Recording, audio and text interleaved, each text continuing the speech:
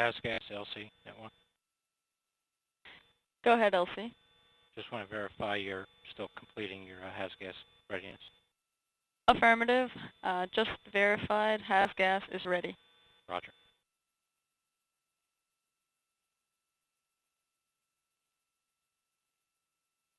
LD, LC, that one.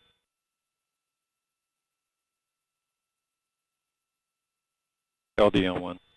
SLD, we did hold it 46 seconds. Recycle of the system is now complete, awaiting completion of the issue that caused us to abort out, and waiting on that resolution. Roger that. Once we hear the resolution, we'll coordinate with the mission director and coordinate a new T0. Roger.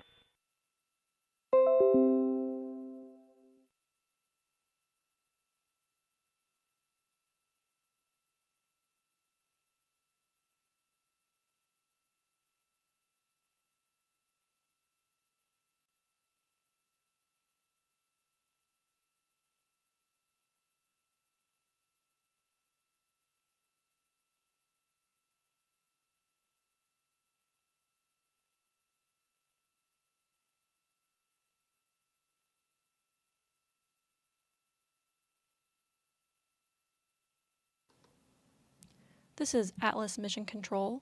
The recycle of the system to the T-4 minutes and holding point has been completed, and we are just waiting on the resolution of the issue that initiated the hold. The team is continuing to work that, and we will provide updates as we get them.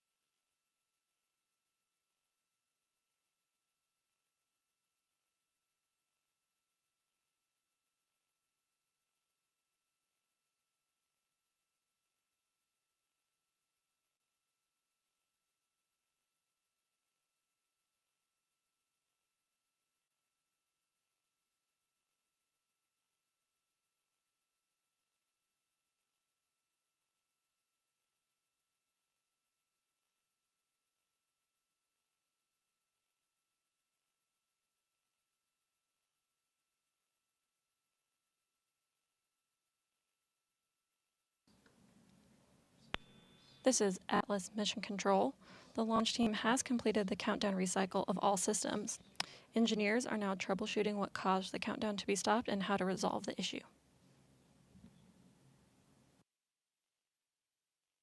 Looking at the data, and we'll get you a response. Roger. Please convene the anomaly team by recommendation. We'll go.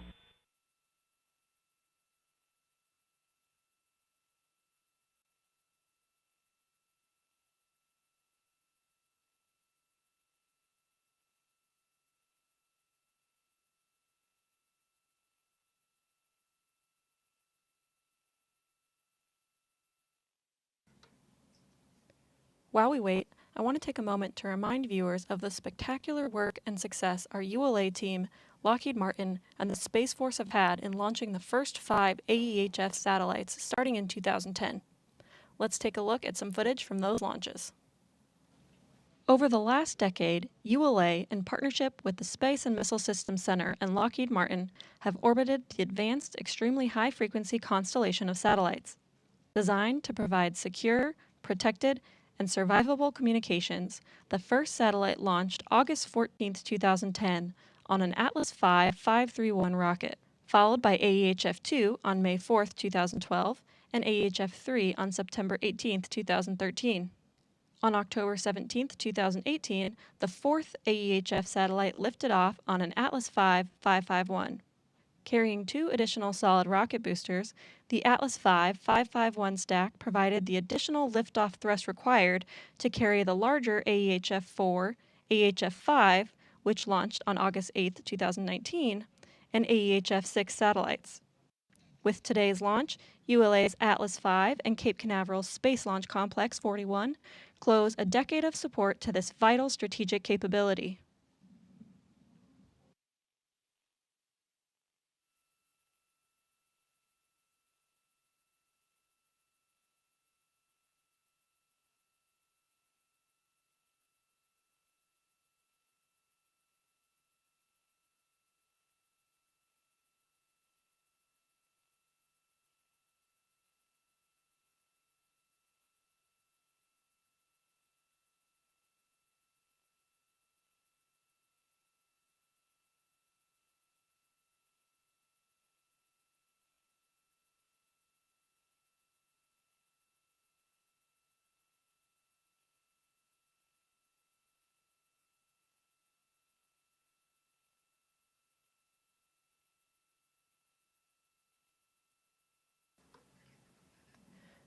This is Atlas Mission Control. The team is analyzing the data related to the issue that caused the unplanned hold and working to resolve the issue and establish a new T0.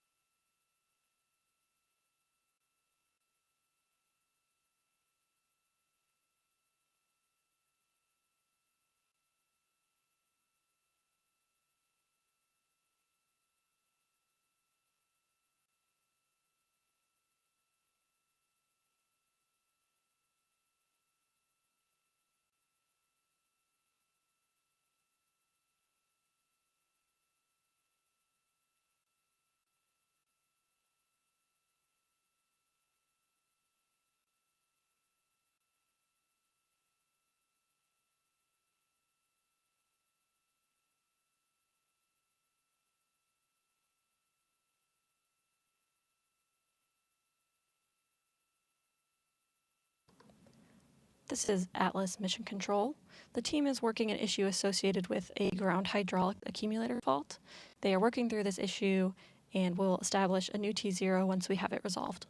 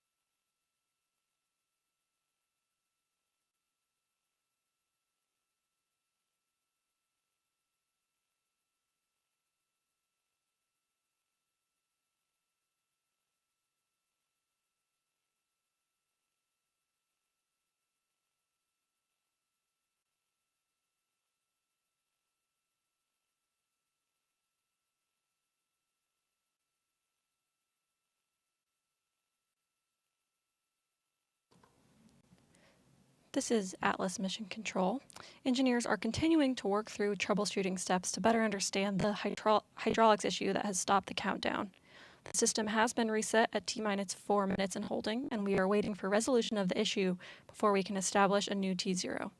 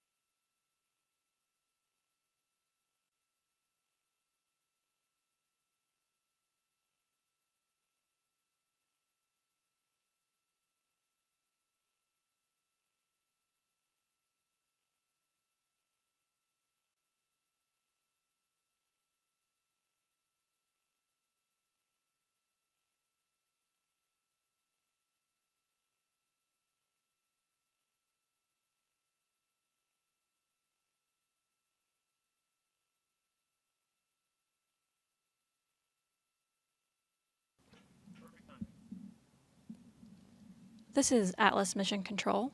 The team is continuing to work to resolve the issue with the hydraulics that caused the unplanned hold at T-minus 46 seconds. Once that issue is resolved, we will establish a new T0. We do still have about an hour and a half left in our launch window for today's launch, so we have quite a bit of time left to work through this issue.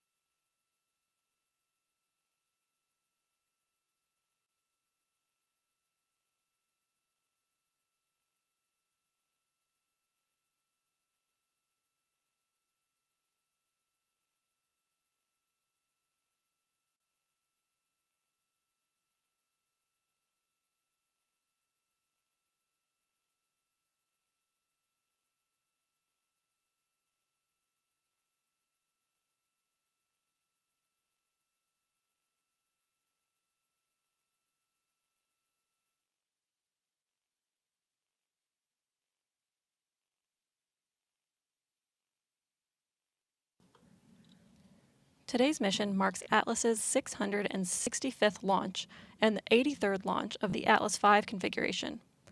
Let's take a look at the history of Atlas, which first launched in 1957. And the RD-180 engine roars to life. And liftoff with a maiden flight of the Atlas V rocket with a Hot Bird 6 spacecraft on board. As the inaugural flight of the Atlas V lifted off on August 21, 2002, it carried with it the dreams and aspirations of thousands of rocket pioneers who had laid the foundation that made it possible. Atlas V continues the Atlas legacy of innovation and accomplishment that has been vital to our nation for more than half a century. Named after the mighty giant of Greek mythology who carried the world on his shoulders, Atlas was conceived as a weapon and a deterrent, but evolved into a system that pushed the envelope with trailblazing innovation and steadfast reliability. At the request of the Air Force, Charlie Bossert and his San Diego-based engineering team began work on a demanding set of requirements to design an intercontinental ballistic missile capable of delivering a 1,500-pound warhead to a target 5,500 miles away. Their answer, which became known as Atlas, was the top national priority in 1955 as the race with the Soviets engulfed the country. On June 11, 1957, the first Atlas flight lifted off from Space Launch Complex 14 at Cape Canaveral, Florida. The flight ended 38 seconds later, but Bossert's team had taken the first step and proven the structural integrity of their innovative pressure-stabilized steel tank. Complete success for the Air Force and Bossert's team would come just 5 months later on December 17, 1957. Go, honey, keep going, baby.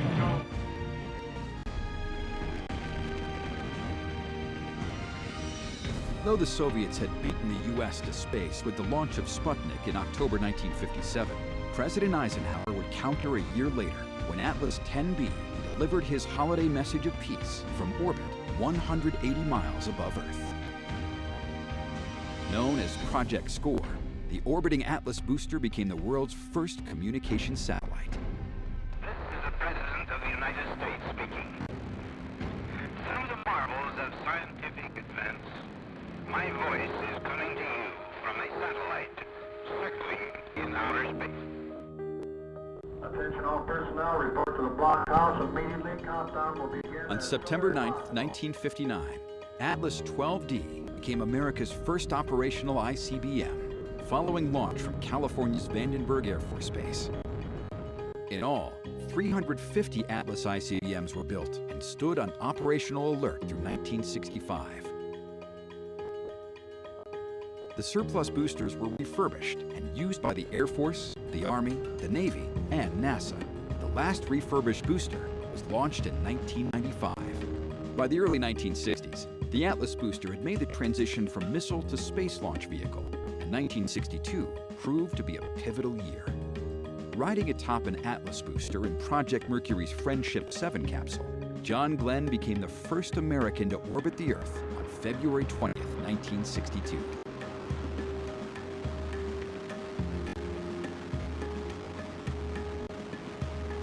Three additional Mercury flights, carrying astronauts Scott Carpenter, Wally Schirra, and Gordon Cooper, set the stage for the Gemini flights and the Apollo missions to the moon.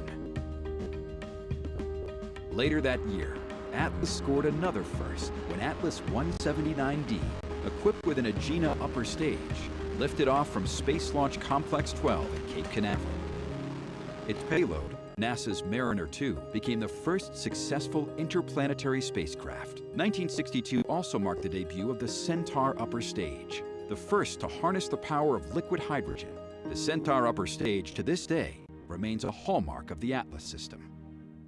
Together, with its Agena and Centaur upper stages, the Atlas booster went on to play a significant role in America's exploration of the solar system, launching virtually every exploration mission in the 1960s and 1970s. It was the first spacecraft that was launched from Earth that had enough energy to escape the entire solar system. During the late 1970s and 1980s, Atlas continued to play important roles in the development of our nation's space program. In addition to building our national security presence in space, converted Atlas boosters also launched the Air Force's Navstar demonstration satellites, leading to the navigation system known today as GPS. In the late 1980s, General Dynamics saw an opportunity to bring commercial payloads back to expendable launch vehicles, and on July 25, 1990, AC-69, the first Atlas I, ushered in a new commercial era for Atlas. The commercial era brought 8 new Atlas configurations over a 14-year span, each carrying an operational payload. The commercial program has enabled breakthroughs in communications, meteorology, broadcast technology, navigation, and national security. In 1995, development of the Atlas III vehicle began. In a bold move, the Atlas booster engine system was replaced with the powerful RD-180, which generates 860,000 pounds of thrust and has throttle capability resulting in a smoother and more efficient ride.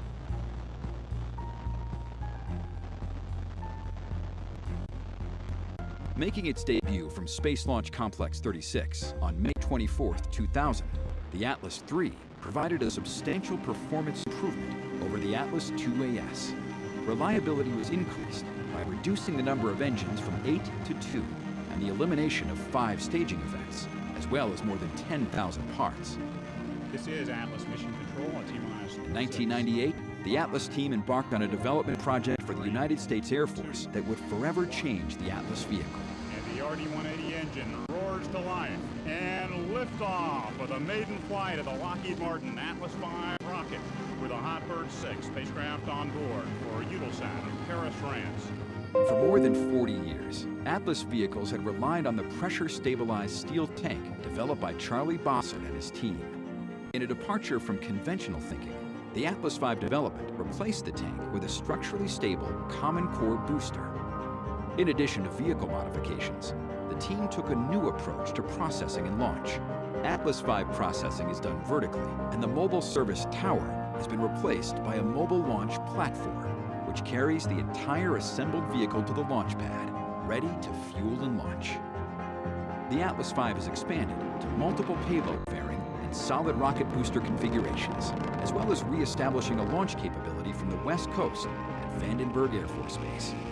The Atlas vehicle has a long legacy of accomplishment.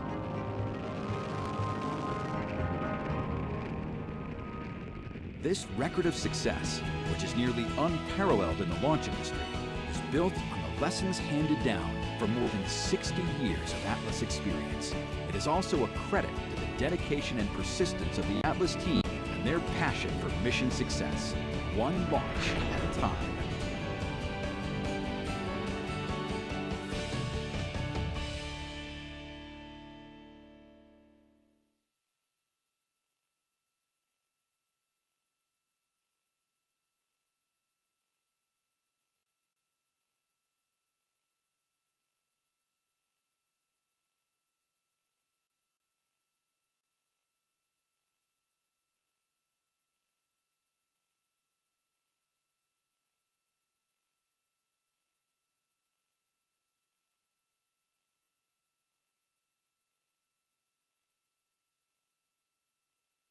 LC Locks 2. Go Locks 2. We would like to recommend a transfer line rechill at this time. Roger. And what is the timing? What's the typical time for that rechill? Oh, you have go to proceed. Stand by, will advise. Okay, go ahead and proceed, and just looking for when that would be complete. Roger.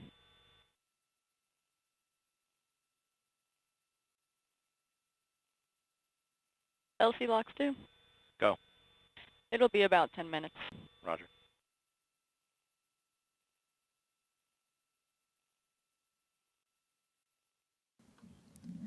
This is Atlas Mission Control. The team has identified and understands the cause of the hydraulics issue. They are currently working through a solution to the issue. The window today extends to 4:57 p.m. Eastern Time, so we'll continue to work this issue in an effort to establish a new T0.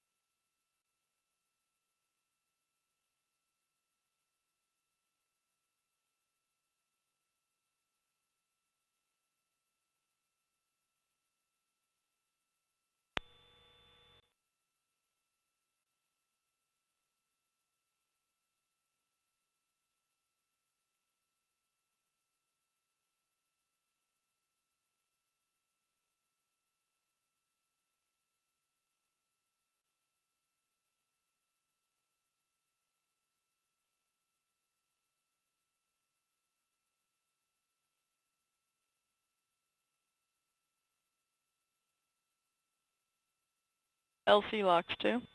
Go Lux 2. Line rechill is complete and topping is in progress. Roger.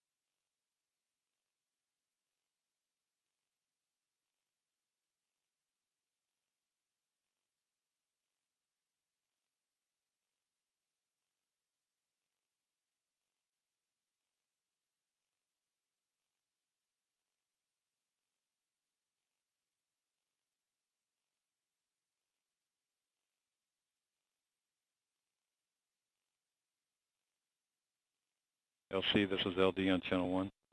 Go LD. Yes, sir. Please perform the contingency adjust load for copper 60, step 170. Roger.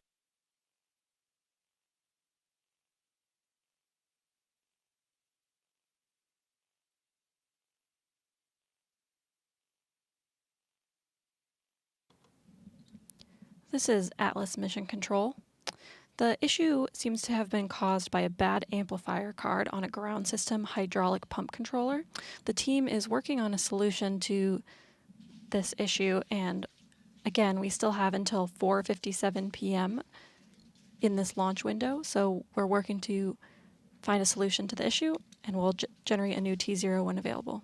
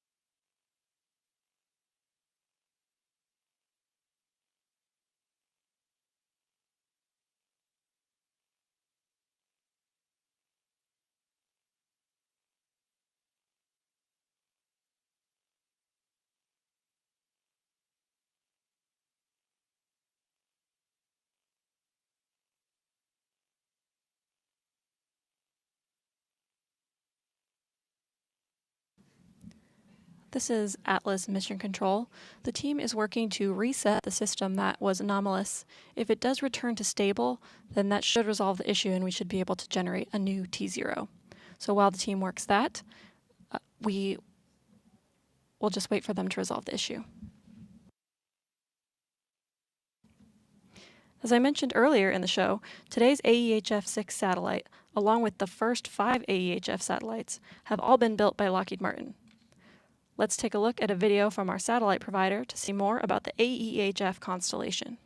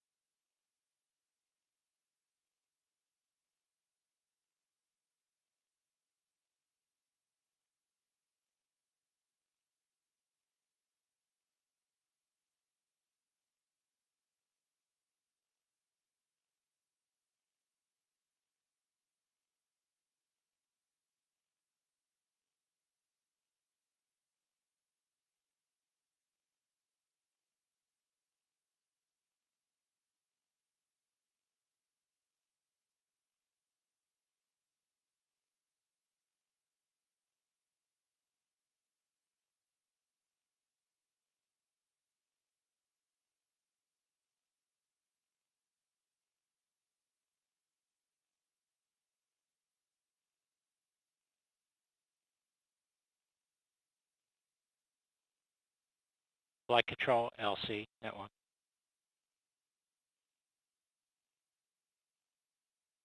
Go ahead, this Flight Control.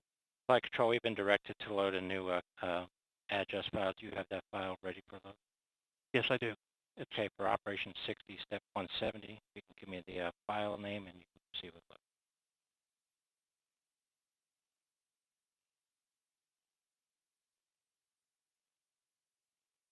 I'm sorry, can you say again, Launch Connect?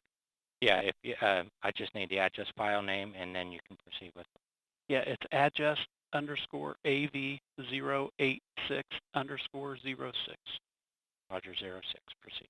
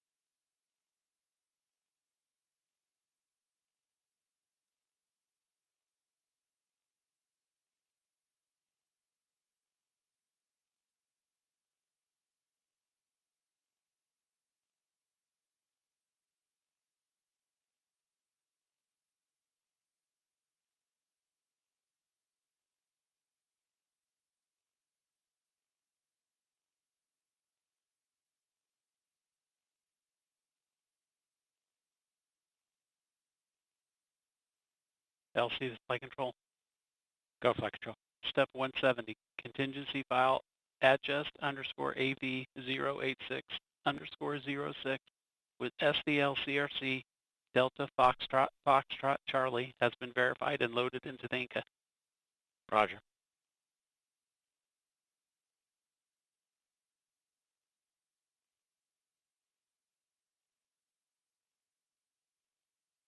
LD, LC, that one.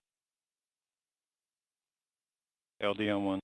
I'll make sure you heard we have the address loaded. SDLCRC Delta Foxtrot Charlie. Copy that, thank you.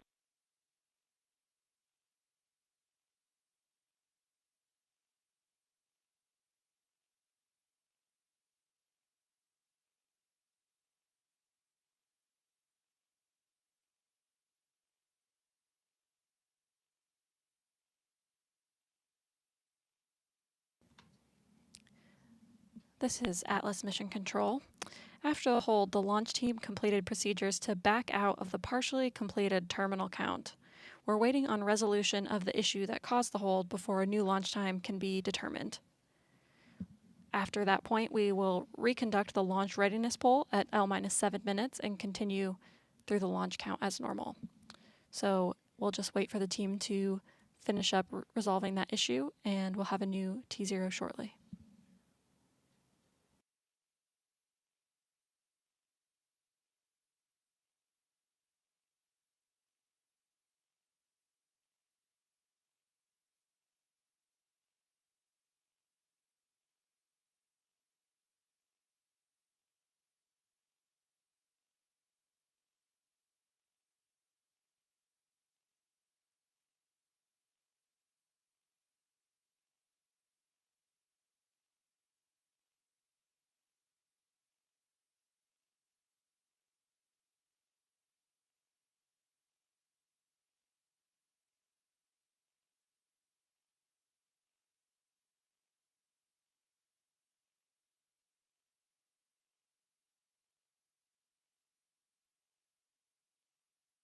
LCM1, this is AC.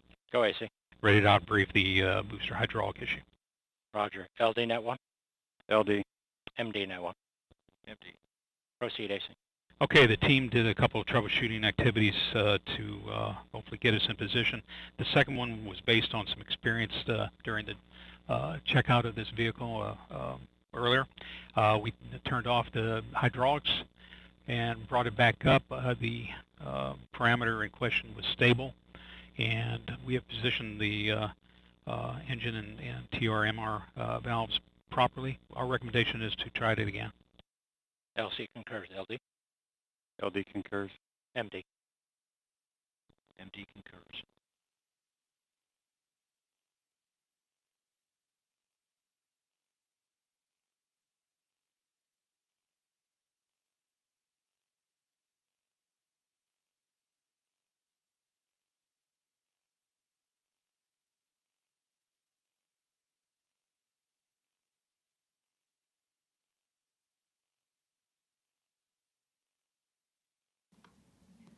This is Atlas Mission Control.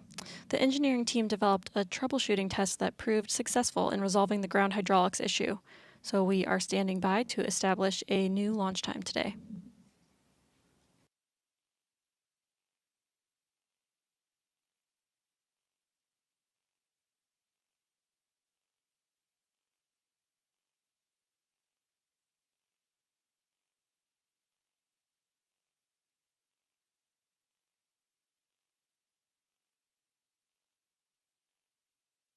And for the team on net 1, we'll pick up operation 80 step 330 when we get new T0 direction.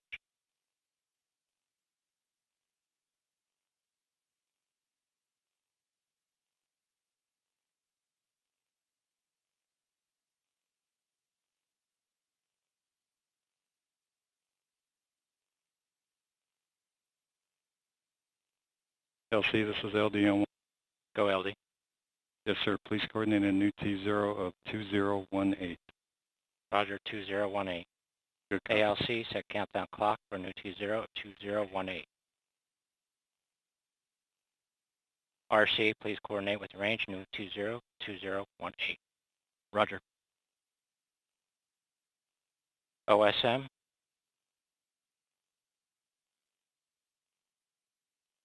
OSM, LC, note 1. OSM, go ahead. Place the SRB ignition SNA switch in the enable position. SRB switch in the enable position. LOX 2, verify CISC purge flowing GN2 to the CISA. Verified. OSM, verify the FCO, RCO, and OSM whole fire switches are in the proceed position. Verified. RLM, verify red line monitor event table are in the correct configuration for terminal count. Verified.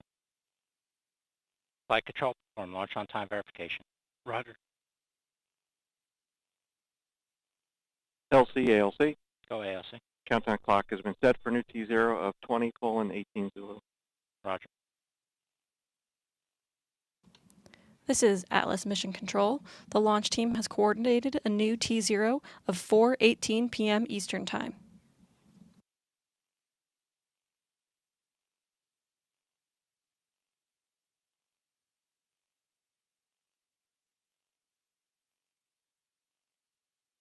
LCRC. RC. New T0 has been approved by the range. Roger. All right, for the team, we're approaching L-8 on the L clock. T0 has been coordinated. L-8 minutes. Launch on time verified. Roger. LC switch to the ready position. All personnel return to the L-7 status check, Op 60, Step 210, page 129.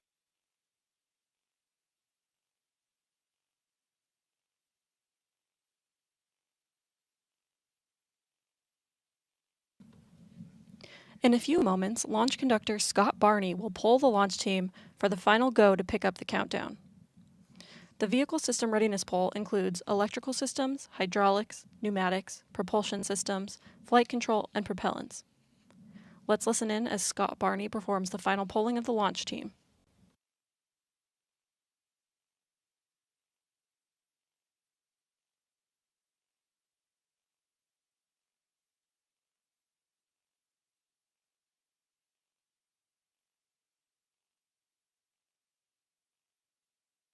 L-7 minutes. Status check to proceed with terminal count. Atlas systems, propulsion. Go. Hydraulics. Go. Pneumatics. Go. LO2. Go. Water. Go. Centaur systems, propulsion. Go. Pneumatics. Go. LO2. Go. LH2. Go. Hazgas. Go. Electrical systems, airborne. Go. Ground. Go. Facility. Go. RFFTS. Go. Flight control. Go. GCQ. Go. Operations support. Go. COM. Go. Umbilicals. Go. ECS. Go. Redline monitor. Go. Quality. Go. Op safety manager. Go. ULA safety officer. Go. Vehicle system engineer. Go. Anomaly chief. Go. Range coordinator. Clear to proceed. Launch director. Launch vehicle is ready to launch. Mission director. You have permission to launch.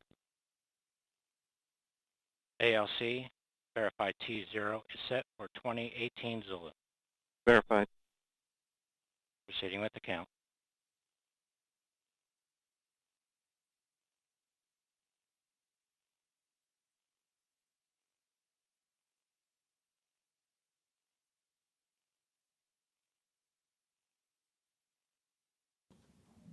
Polling is complete, and the launch team has given the go for launch.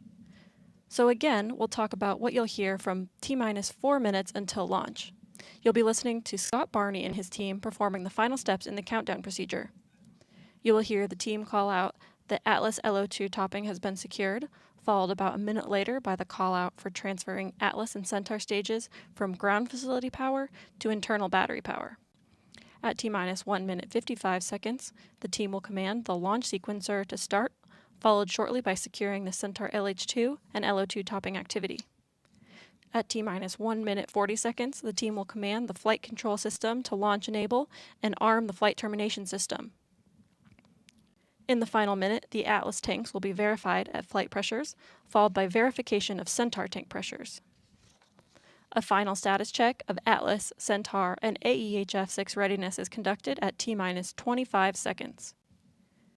At T-minus 3 seconds, the RD-180 engine will roar to life. After liftoff, you'll hear the voice of Jesse Gonzalez providing launch vehicle ascent data.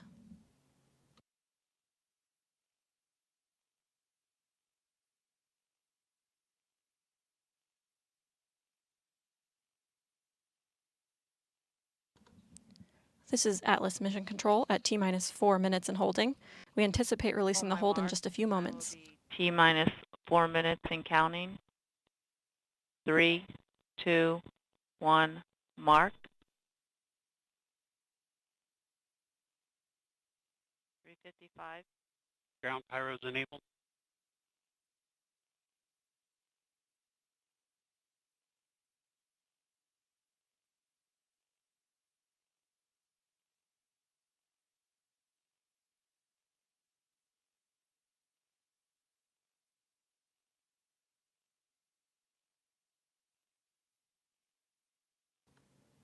The countdown clock has resumed, and we are go for launch at 4:18 p.m. Eastern.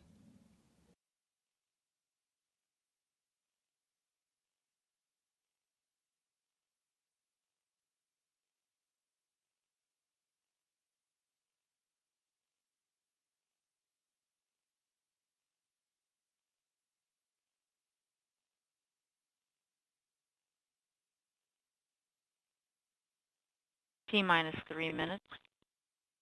Securing LO2 topping. Atlas tanks, flight pressure. 2 minutes, 50 seconds. FTS internal.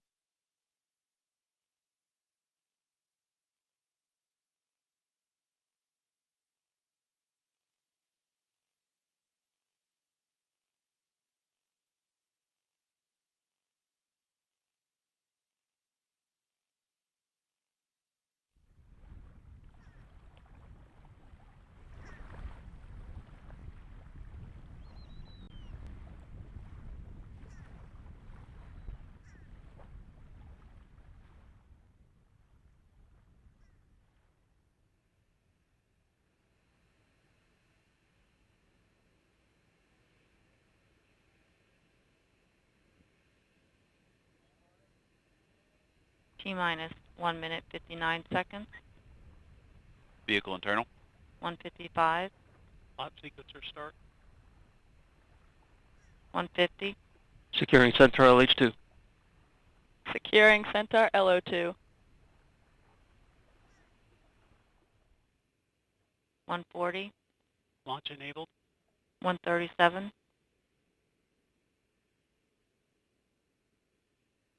FTS armed. T-minus 90 seconds. The launch vehicle, payload, ground systems, and eastern range are go for launch. T-minus 1 minute, 20 seconds. OCU's armed. SCS count start. 115. Reduce ECS for launch. Roger. 110. Vent valves locked.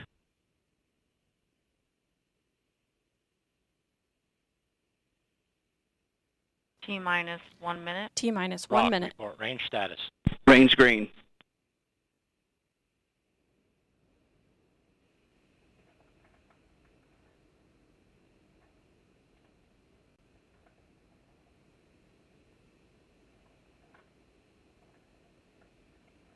T-minus 40 seconds. Stable at step 3.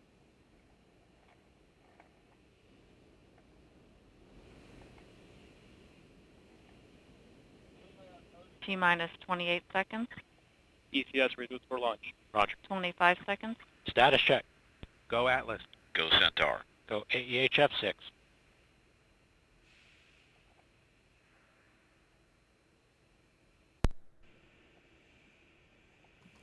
T-minus 10, 9, 8, 7, 6, 5, 4, 3, 2. We have ignition and liftoff of the United Launch Alliance Atlas V rocket with AEHF 6 on the first mission for the United States Space Force. Beginning the pitch over program. Passing 15 seconds for the flight. PU has gone to closed loop control.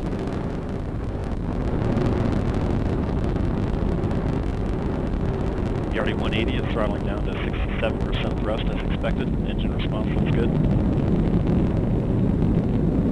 Passing 30 seconds into flight. 35 seconds into flight, Mach 1. Atlas V is now supersonic. Engine operating parameters look nominal. Passing 45 seconds into flight, passing through max Q, maximum dynamic pressure. The RD-180 is throttling back up to 94% as expected. Engine response looks good. Coming up on 1 minute into flight, SRB chamber pressures remain nominal at this time. The vehicle is 10 miles in altitude, 6 miles downrange, traveling at 2,300 miles per hour.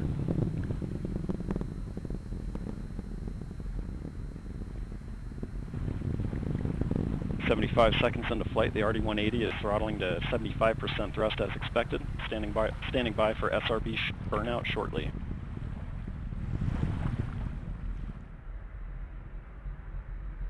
And we have burnout on all 5 SRBs. The RD-180 is being throttled back up to full thrust following SRB burnout. Standing by for SRB jettison shortly.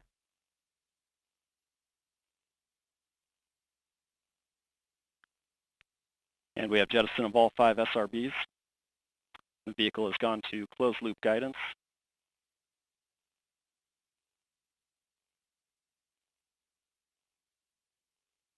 Passing 2 minutes into flight, the RD-180 pump speed and fuel injector pressures remain nominal. PU continues to drive mass errors towards 0. The vehicle is now 40 miles in altitude, 56 miles downrange, traveling at 5,000 miles per hour.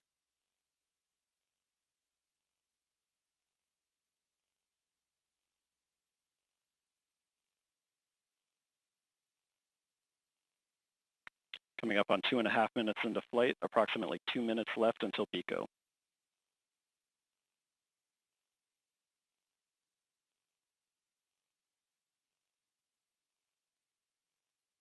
And the RD-180 is now throttling to maintain a constant 2.5 G acceleration, and the Centaur reaction control system is now pressurizing to flight levels.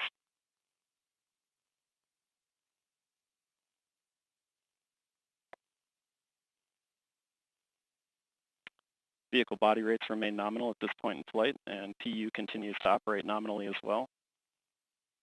And the vehicle is now 65 miles in altitude, 140 miles downrange, traveling at 7,500 miles per hour. Standing by for payload fairing jettison shortly.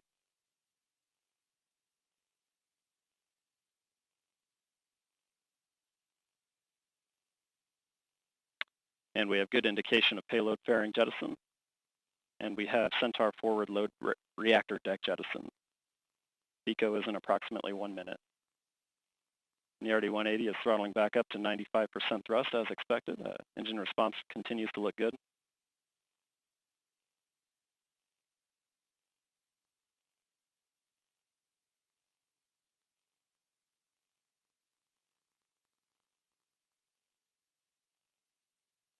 And the RD-180 is now throttling to maintain a constant 4.6 G acceleration limit. And we have the beginning of the boost phase chill down on the RL-10 to thermally condition the second stage engine for operation. Standing by for PICO shortly.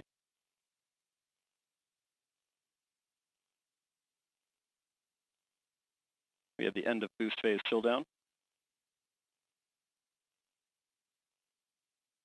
And we have PICO, booster engine cutoff. And we have good Atlas Centaur separation. We have indication of pre-start on the RL-10. Standing by for MES-1. And we have ignition on the RL-10. Seeing good response from RL-10 operating parameters and Centaur body rates at the beginning of the burn. Congratulations to the Aerojet Rocketdyne team, RL-10 team, as today's mission marks the flight of the 500th production RL-10 engine.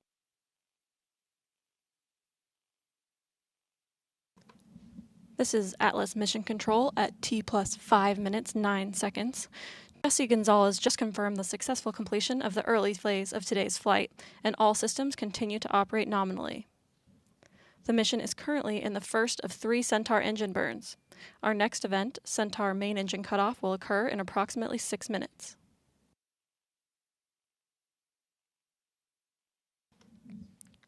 Earlier this week, I had the opportunity to hear from General J.T. Thompson regarding the tireless work his team puts into getting national security missions in space. Let's take a look at what he had to say. General Thompson, thank you so much for joining us. What can you tell us about the launch? Hi, Amanda. It's a really, really important launch today. Not only is it the final launch of an advanced extremely high-frequency satellite, AEHF-6, it is also the very first launch for the United States Space Force. As you know, national security space launch is a team sport. And so the professionals here at the Space and Missile Systems Center who have accumulated a successful launch record of 78 for 78 over the last several years have been able to work the requirements very hard, but we do this in strong partnership with our operational launch squadrons, in this case today the 45th Space Wing and their team at Patrick Air Force Base and Cape Canaveral, but also on West Coast launches with the 30th Space Wing up at Vandenberg Air Force Base. We're always really excited about launch, but given the current COVID-19 situation, why is it important that we launch right now? Thanks, Amanda. That's a great question given the current world situation. There are critical things or mission essential things that the U.S. Department of Defense does every day, regardless of what the current global situation is. So even in the face of a global pandemic like the current COVID-19 crisis, we must continue to perform mission essential tasks. One of those mission essential tasks, one of those things that we have to do for the warfighter and for the United States of America, is launch AEHF-6. It is designated mission essential, and it's because the AEHF constellation supports the President of the United States, other national leaders, and the joint forces with critical strategic communications around the planet. And this particular launch extends that capability out into the time frame beyond 2030. Obviously, the health and safety of our workforce is really, really critical part of that.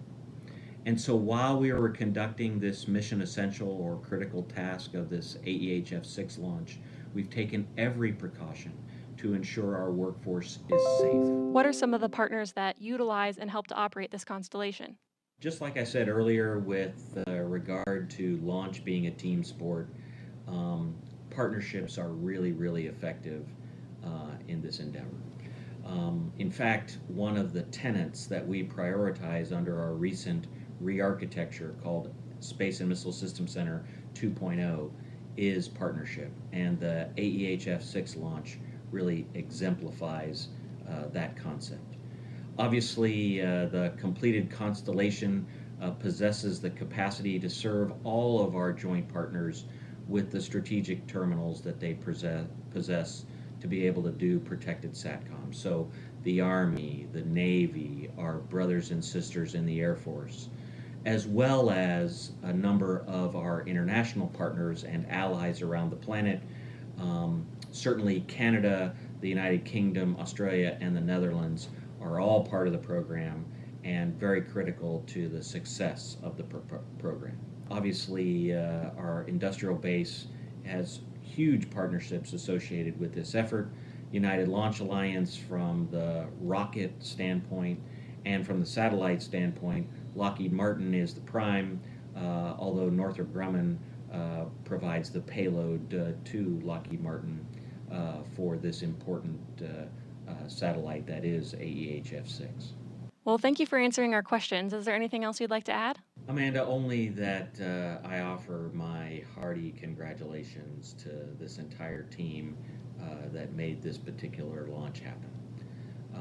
We've talked about a lot of them through some of your previous questions, but between our industrial base, United Launch Alliance, Lockheed Martin, Northrop Grumman, and many, many other suppliers, the partnerships that exist across the Space and Missile Systems Center between the Satellite Vehicle Program Office and the Launch Vehicle Program Office.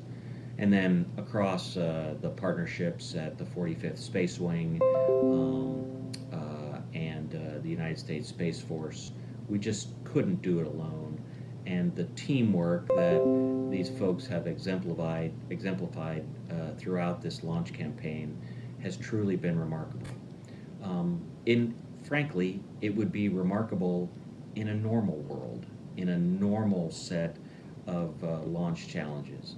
The fact that they have accomplished this launch and all of the work associated with it during a global pandemic that has shut down huge portions of the United States economy and many, many cities and states across the nation, I think really demonstrates that when things are at their worst, your Department of Defense and your United States Space Force are at their best.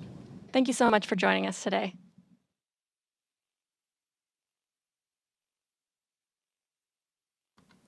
We are now approaching main engine cutoff 1. Let's listen in to Jesse Gonzalez once again. And coming up on MECO, we have had PU go to closed loop control, and we've had main engine cutoff. Engine cutoff pressure signatures look good. Centaur will coast for approximately 11 minutes prior to the next burn.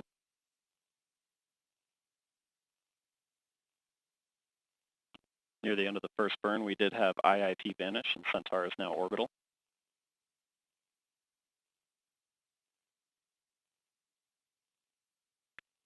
The RCS system is now commanding 100% settling and turning to the MES-2 attitude. Body rates and RCS performance looks good. This is Atlas Mission Control at T plus 12 minutes, 28 seconds. Jesse Gonzalez just confirmed the first Centaur main engine cutoff. Our next event, main engine burn 2, will occur in approximately 10 minutes.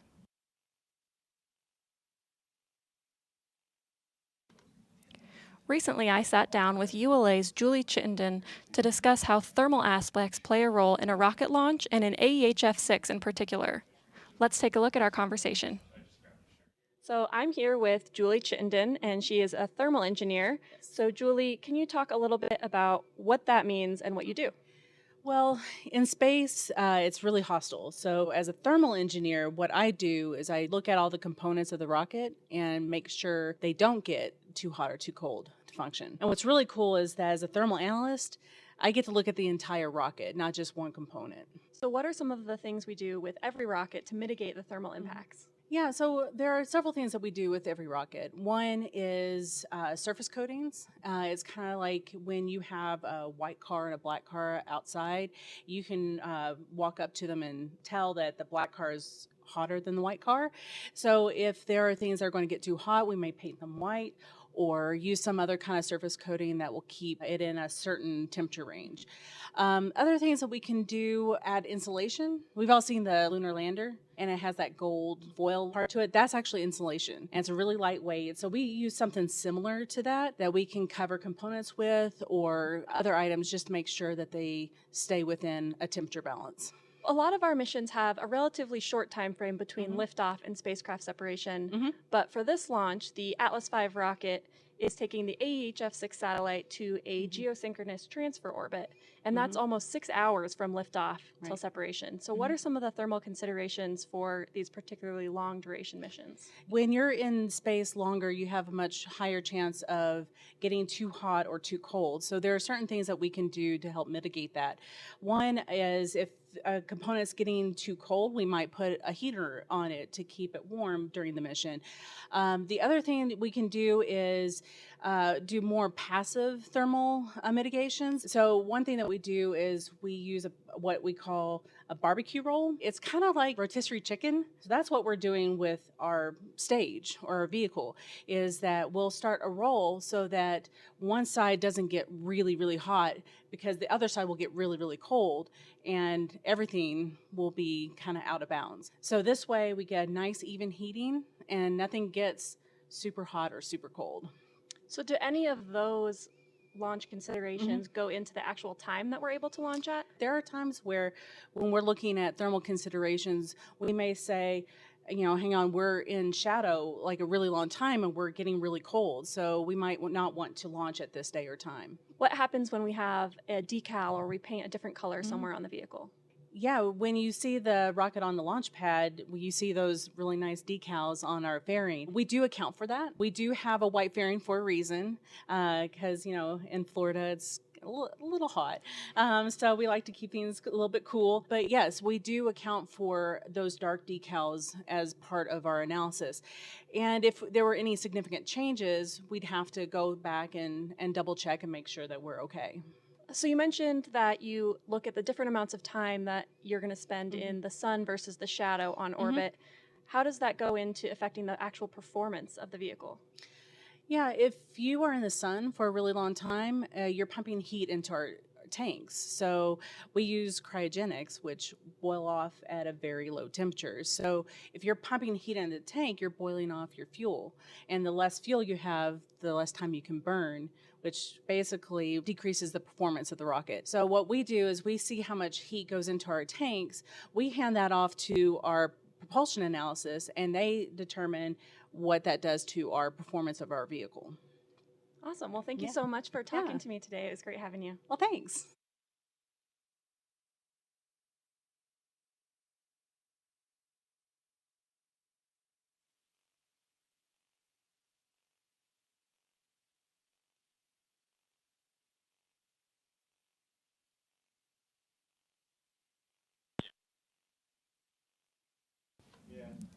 If you follow ULA on Twitter, you may have seen recently we reached out to ask, what questions do you have for rocket scientists?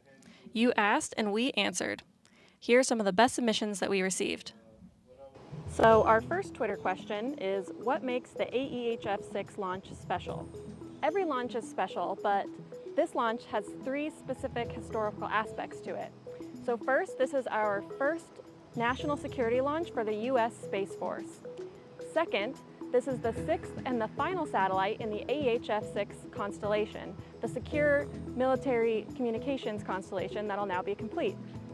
And last, this is the 500th launch of the RL-10 that is on the Centaur upper stage. So we're really excited to launch this critical national asset for the U.S. Space Force. The next question is, how will the 411 rocket SRB configuration be different than the 551 configurations? Will a power slide be involved? You may recall for the Solar Orbiter launch last month that the Atlas V rocket used a 411 configuration with 1 SRB. So that configuration has the appearance of a power slide off of the launch pad as it clears the tower. So for today's launch, the Atlas V will be in a 551 configuration with 3 SRBs on one side and 2 on the other. So you still will have that asymmetric thrust. However, because this has much higher thrust and will come off the launch pad quicker, you probably won't notice the same amount of slide as you would for the 411 configuration. The next question is, what is the type of orbit AEHF-6 will be put into? The Atlas V rocket will deliver AEHF-6 into a high-energy geosynchronous transfer orbit. So this orbit has a higher perigee and a lower inclination than a typical GTO orbit, which is why it takes about 6 hours to complete this mission. This specific customized orbit allows the satellite to get into its geosynchronous orbit that's operational at about 22,000 miles above the Earth. We can do that in less time and with less fuel, which adds critical flexibility to this mission. The next question is, how does the second stage Centaur RCS system work? So the reaction control system on the second stage uses tiny thrusters positioned on Centaur to orient and guide the stage through space. Today's mission is the 254th launch of Centaur. Centaur uses stainless steel walls that are thinner than a dime, which was one of the key features that makes it the highest performing upper stage in the world. What are the general steps in assembling the vehicle and moving it to the launch pad? So the Atlas V rocket today and the Vulcan Centaur rocket of the future uses a clean pad concept of operations here at Cape Canaveral Space Launch Complex 41. So the different elements of the rocket, the stages, the payload, SRBs, are all assembled atop the mobile launch platform inside of the vertical integration facility, which you can see behind me. It's about 1/3 of a mile away from the center of the pad. After all of the systems have been tested, the 200-foot stack makes the journey to the center of the pad.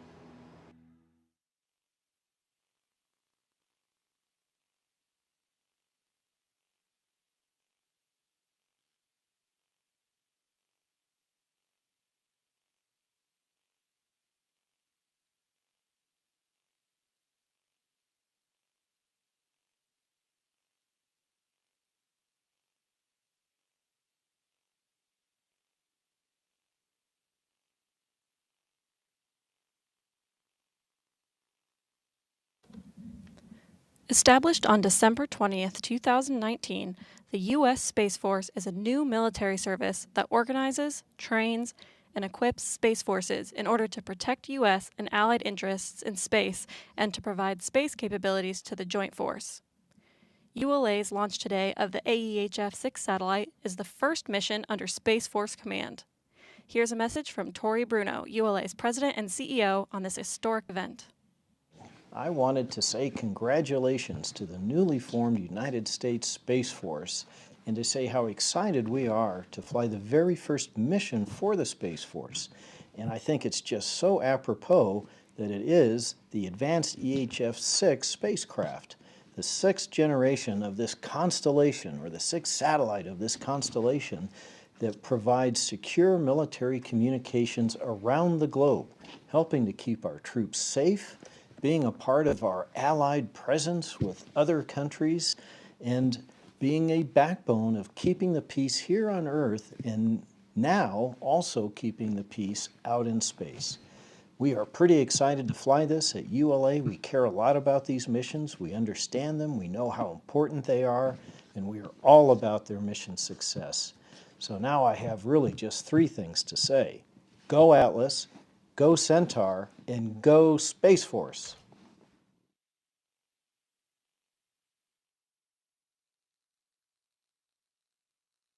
And we have LH2 pre-start on the RL-10.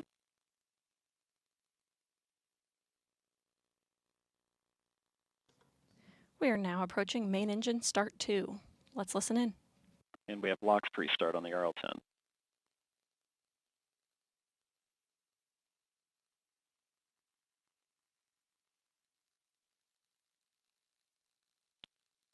We have ignition for the second burn.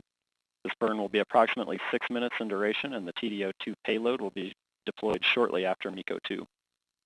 Engine parameters look good at the beginning of the burn.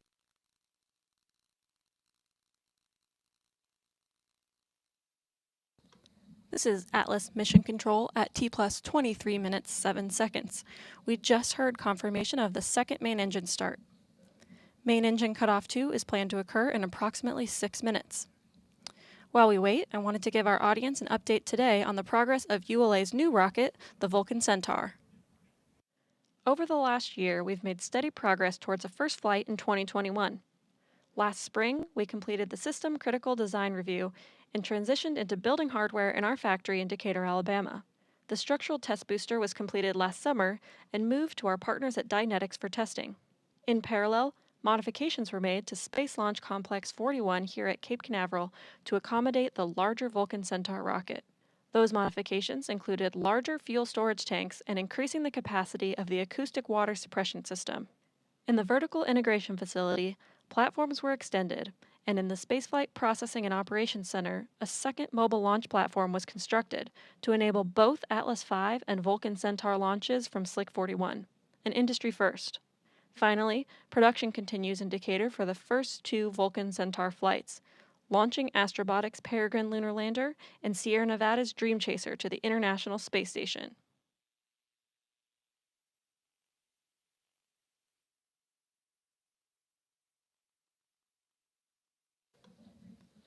Today's mission marks the 500th flight of the Aerojet Rocketdyne RL-10 engine. Let's take a look at the history and accomplishments of this time-proven capability.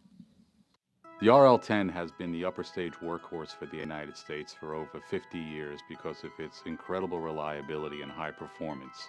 The launch of the Air Force's Advanced Extremely High Frequency AEHF military communication satellite aboard a United Launch Alliance Atlas V will mark a major milestone for Aerojet Rocketdyne's RL-10 upper stage engine.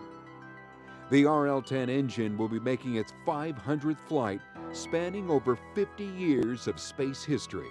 There's not a lot of rocket engines that have 500 flights, and the RL-10 has been around for over 50 years, and it's gone through 9 major upgrades over those 50 years. It's flown on the Saturn as an upper stage, it's flown on Atlas as an upper stage, Delta as an upper stage, and it even flew on a vehicle called Delta Clipper Experimental, DCX, that was a vertical takeoff, vertical landing experimental vehicle, and one of the first engines to ever fly in a vertical takeoff, vertical landing vehicle. The RL-10 engine began its illustrious career at the dawn of space exploration in 1963, supporting the Saturn rocket program. And from there, it was used to launch countless commercial and military satellites into orbit, sent spacecraft to every planet in our solar system, and even sent Voyager 1 and 2 on their way into interstellar space. The RL-10 engine has been the nation's premier high-performance upper-stage rocket engine for more than 55 years and has achieved an unmatched record of reliability and performance. RL-10 was the first high-performance liquid hydrogen, liquid oxygen engine ever developed. Liquid hydrogen has a lot more energy than carbon-based fuels like kerosene, and that energy translates into the equivalent of fuel economy, which makes for a very efficient engine.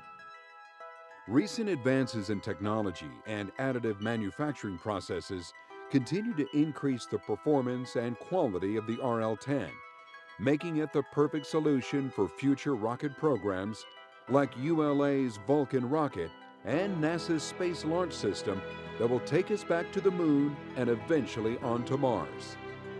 The Aerojet Rocketdyne team is also working on a new version of the RL-10, known as the RL-10CX, which will leverage additive manufacturing to build major components of the engine in order to make the engine much more affordable, while maintaining the outstanding performance and reliability that has made the RL-10 the upper stage engine of choice for decades. Thanks to the RL-10 team for continuing to provide an exceptional engine that serves the needs of our nation.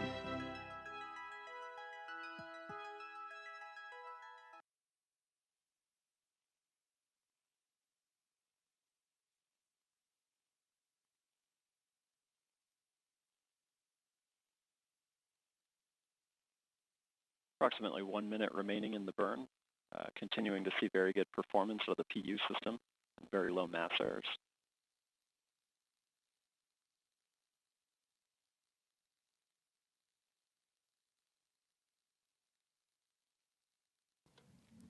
We're now approaching main engine cutoff 2, which will be followed by separation of today's aft bulkhead payload, TDO2. Let's return to the flight.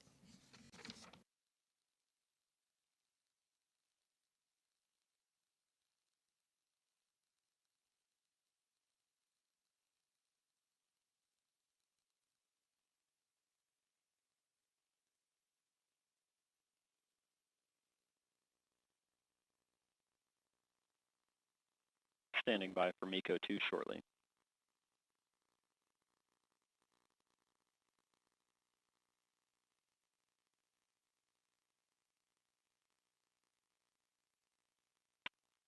And we've had MECO, main engine cutoff. We're standing by for TDO2 payload release in about 30 seconds. Following TDO2 release, Centaur will coast for approximately 5 hours prior to the third and final burn.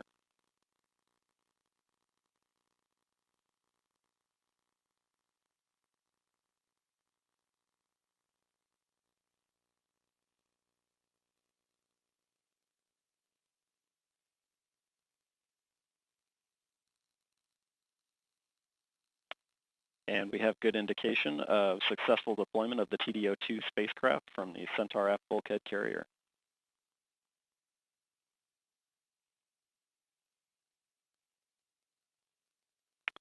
We're now seeing Centaur turn to its PTC roll attitude and beginning its PTC roll, and body rate responses look good.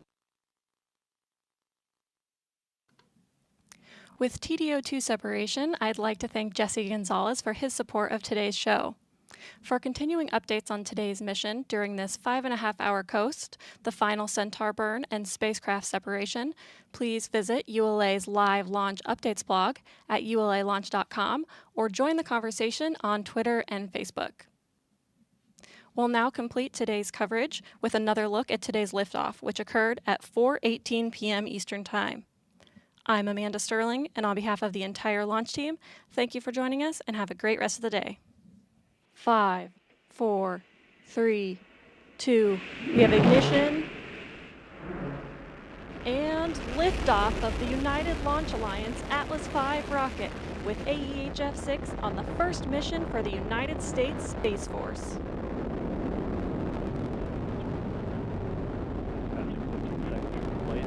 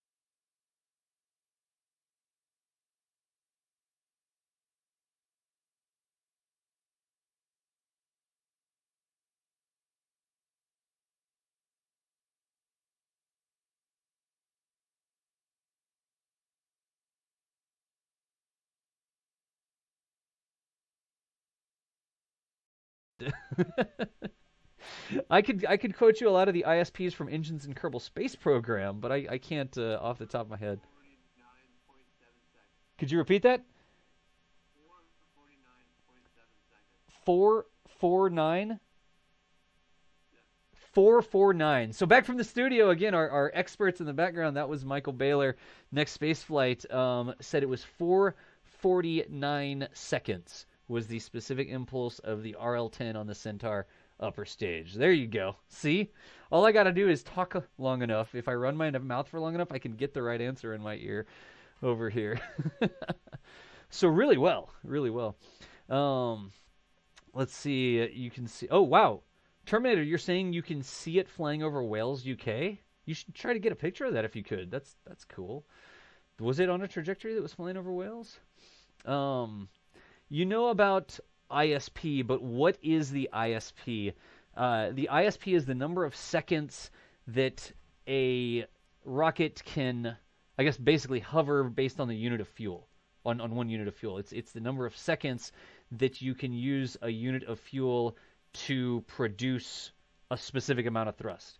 And the more seconds you can produce that thrust for, the more efficiently you're using that unit of fuel. And the less seconds you can produce that thrust for, the less efficiently you're using that unit of fuel. Does that make sense? I know it's sort of weird to describe, but specific impulse is measured in seconds, and it's literally talking about the amount of seconds that you can generate thrust per unit of fuel, right?